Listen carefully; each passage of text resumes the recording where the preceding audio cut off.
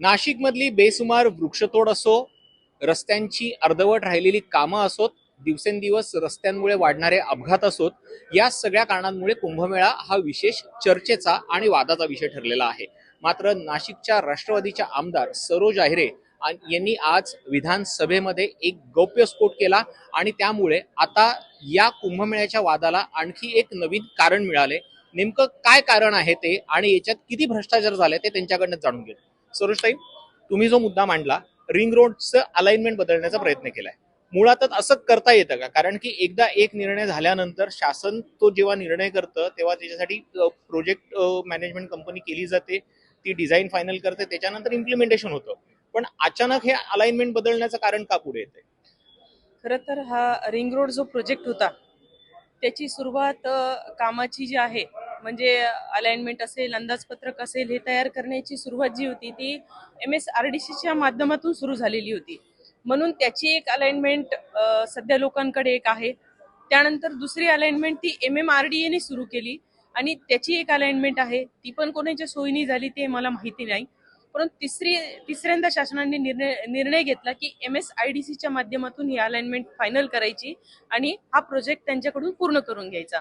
आणि ते करत असताना जेव्हा अलाइनमेंट लोकांना कळावी, जेव्हा याच्या केंद्र शासनाची त्याला मान्यता मिळाली आणि संपूर्ण जेव्हा फायनल अलाइनमेंट MSIDCच्या माध्यमातून माझ्यापर्यंत आली, ती लोकांना समजावी असा आग्रह मी डिपार्टमेंटकडे केल्या आणि त्या निमित्ताने एक मोठी बैठक ही आमच्या जिल्हा नियोजनच्या सभागृहामध्ये सर्व अधिकाऱ्यांचे, कलेक्टर असतील, सर्वांच्या माध्यमातून केले. जे काही लोकांचे प्रश्न होते त्याला आम्ही पूर्णतः उत्तर देण्याचा प्रयत्न केला.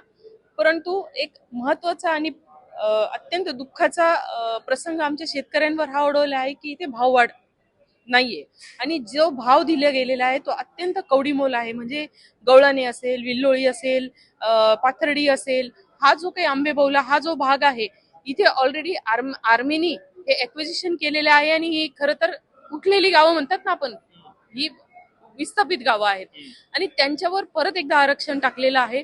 आणि म्हणून सर्व जेव्हा लोकांच्या तक्रारी यायला लागल्या तेव्हा याच्या सखोल चौकशीमध्ये मी गेले आणि धक्कादायक खुलासे हे वेळोवेळी होत राहिले की आपल्याला विचारायचं होतं की तुम्ही म्हणतात की ऑलरेडी तिथे रेट कमी आहे, गावं विस्थापित आहेत.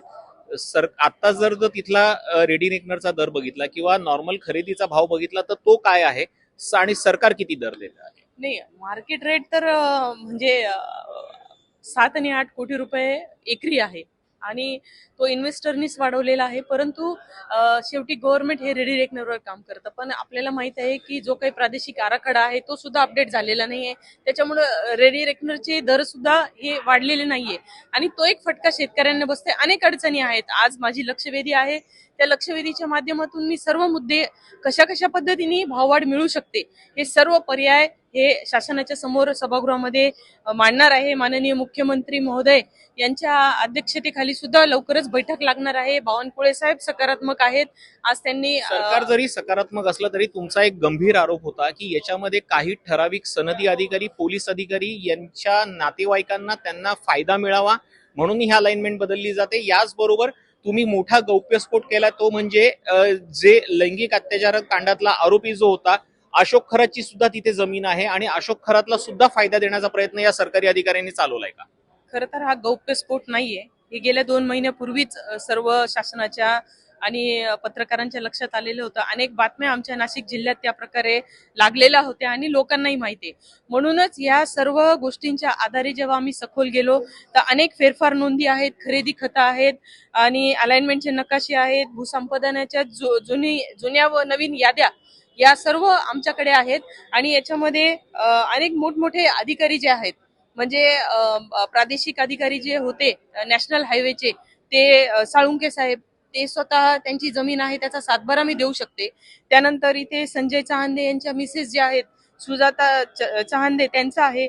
स्वतः अशोक खराची इन्व्हेस्टमेंट आहे. मग अशोक खरात सारख्या माणसाकडे ही अलाइनमेंट अगोदरच जाती कसे आणि तो त्वरित 3 वर्षाच्या आत ह्या खरेदी घेतो कसा आणि ती अलाइनमेंट म्हणजे त्यांना शासनाचा भूसंपादनाचा पैसाही मिळतोय, म्हणजे काळ्याचा गोरा सुद्धा होतोय पैसा. आणि त्यानंतर त्यांच्या जागेला फ्रंट येतो आहे. रोड फ्रंट आल्यानंतर मोठा पट्टा जेव्हा रोड फ्रंटचा आला तर ऑटोमॅटिक त्या जागेचा उर्वरित जागेचा भाव कोट्यवधींमध्ये जातो, किंवा अशोक खरात सारखा नालायक माणूस जर तिथे उद्या एखाद्या हॉटेल व्यवसायाच्या माध्यमातून काहीतरी लैंगिक व्यवसाय किंवा काय म्हणतात त्याला ते व्यवसाय जर त्यांनी सुरू केलेले असते तर ही किती मोठी धोक्याची आणि बाब असते. मुद्दा असा आहे मॅडम की जर या सरकारी अधिकाऱ्यांच्या पोलीस अधिकाऱ्यांच्या फायद्यांसाठी अलाइनमेंट बदलली जात असेल तर त्यांना कोट्यवधी रुपये मिळतात, मात्र जी ओरिजिनल अलाइनमेंट आहे त्या शेतकऱ्यांना पैसेच मिळत नाहीत. हा कोणता न्याय? म्हणूनच माझा लढा हा खरं तर कालपासून सुरू झालेला आहे. अनेक वेळा विनंती केली, अनेक मागण्याही मान्य झाल्या. शासनाने, मी सत्तेचा भाग एक असल्यामुळे अनेक मागण्याही मान्य केल्या, परंतु काही गोष्टी ज्या आहेत त्याच्यामध्ये निर्णय हा माननीय मुख्यमंत्री महोदयच घेऊ शकतील असे काही निर्णय आहेत ते पेंडिंग पडलेले आहे. आणि ते भाववाढ मिळण्यासाठी मी आज इथे माननीय मुख्यमंत्री महोदयांना दुपारी भेटले. त्यानंतर परत आज प्रश्न जो काही विजय वडेट्टीवार साहेबांनी प्रश्न उपस्थित केला होता त्यात ते एका अधिकाऱ्याची, जो भूसंपादन अधिकारी आहे प्रांत पवन दत्ता म्हणून, त्यांची बाजू पॉझिटिव्हली मांडत होते आणि मला आश्चर्य वाटलं, म्हणून मी उठून त्याला विरोध केला. माझा एक मुद्दा तोच आहे, म्हणजे असं म्हटलं जातं की विधानसभेमध्ये, विधान परिषदेमध्ये किंवा या विधिमंडळामध्ये कुठलाही सदस्य जी माहिती देतो ती माहिती खरी मानली जाते. तुम्ही थेट त्यांचं नाव घेऊन आरोप केलेला आहे की हा व्यक्ती तुमचे फोन उचलत नाहीयेत, महिलांना धमकावत होता, पुरुषांना धमकावत होता आणि त्यांना धक्काबुक्की सुद्धा झालेली आहे. म्हणजे क्लिअर कट शेतकरी महिलांवरती विनयभंगाचे प्रकार झालेले आहेत. असं असताना गुन्हा दाखल करायच्या ऐवजी जर महसूल मंत्र्यांकडनं अशा अधिकाऱ्यांची पाठराखण केली जात असेल तर तुम्ही त्या अधिकाऱ्यांवरती हक्कभंग आणाल का? खरं तर याच्यावर पाठराखण केलेली असं मी म्हणणार नाही. बावनकुळे साहेबांनी अतिशय सकारात्मक उत्तर मला दिलं. एक उच्चस्तरीय त्यांनी समिती आजच्या आज नेमायचे आदेश हे खारगे साहेब जे एसीएस आहेत त्यांना दिलेले आहे. पण हे सगळं तुमच्या आरोपांसंदर्भातले ते होते, पण या व्यक्तीविषयी, प्रांत अधिकाऱ्याबद्दल काय झालं? नाही, त्याच्याविषयी पण सुद्धा ते परत एकदा जो काही अहवाल आहे तो कलेक्टर साहेबांशी आणि विभागीय आयुक्तांशी बोलून त्याविषयी परत एकदा मला वैयक्तिक परत साहेबांनी बोलवलं आणि सगळी वस्तुस्थिती जे मी रेकॉर्डवर बोलले ती समजून घेतली. आणि त्यानंतर त्यांनी मला आश्वासन दिलेलं आहे की त्याच्यातही आपण नक्कीच लोकप्रतिनिधी म्हणून तुम्हाला न्याय देऊ. मॅडम, आता जर पाहायला गेलं तर कुंभमेळ्याला बराच कमी कालावधी उरलेला आहे. जसजसा दिवस जातो तसं काउंटडाऊन हे वाढत जात आहे आणि अद्याप रिंग रोड तयार करणं तो सोडा, त्याचे खोदाई करणं तो सोडा, अद्याप जर त्याची अलाइनमेंटच बदलली जात असेल तर ऐन कुंभमेळ्याच्या तोंडावरती किती मोठा वाहतुकीचा प्रश्न निर्माण होऊ शकतो? नक्कीच. खरं तर लवकरात लवकर शासनाने हे प्रश्न सोडवून, कारण मी अगदी नम्रपणे शेतकऱ्यांच्या बाजूने सांगते की प्रोजेक्टला, प्रकल्पाला कुठलाच विरोध नाहीये.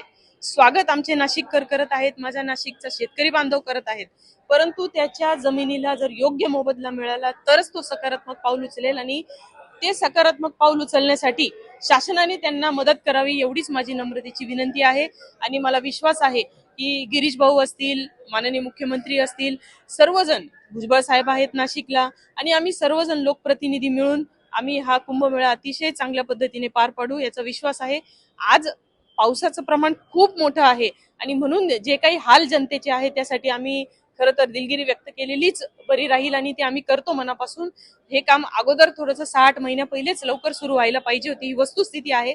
पण काही कारणं असतील त्याला, ते सुरू झालेले नाही. त्याच्यामुळे आता ज्या काही अडचणी आहेत, युटिलिटी शिफ्टिंग, आणि ते बऱ्यापैकी कामं आटोपली आहेत आणि लवकरात लवकर रस्ते हे बांधले जातील याची पूर्ण खात्री आहे. या होते राष्ट्रवादीचे आमदार सरोज आहिरे, ज्यांनी स्पष्ट केलेलं आहे की नाशिक रिंग रोडच्या कामामध्ये भ्रष्टाचार होतोय आणि याच्यामध्ये अशोक खरात सारख्या आरोपींची जमीन दिली जाते आहे आणि त्यांना जमीन मिळण्यासाठी काही सरकारी अधिकारीच हा पुढाकार घेत असल्याचा आरोप त्यांनी केलेला आहे. यावर महसूल मंत्री चंद्रशेखर बावनकुळे यांनी चौकशीचे आदेश दिलेले आहेत आणि येत्या 15 दिवसात ही चौकशी पूर्ण होईल असं आश्वासन त्यांनी सभागृहाला दिलेलं आहे. त्यामुळे आता हेच पाहायचं आहे की नेमकी ही चौकशी 15 दिवसात पूर्ण होते की पुन्हा त्याला मुदतवाढ दिली जाते आणि या चौकशीमध्ये ज्या ज्या सनदी अधिकाऱ्यांनी, पोलीस अधिकाऱ्यांनी जमिनी घेतल्यात त्यांच्यावर सरकारच्या वतीनं नेमकी काय कारवाई केली जाते.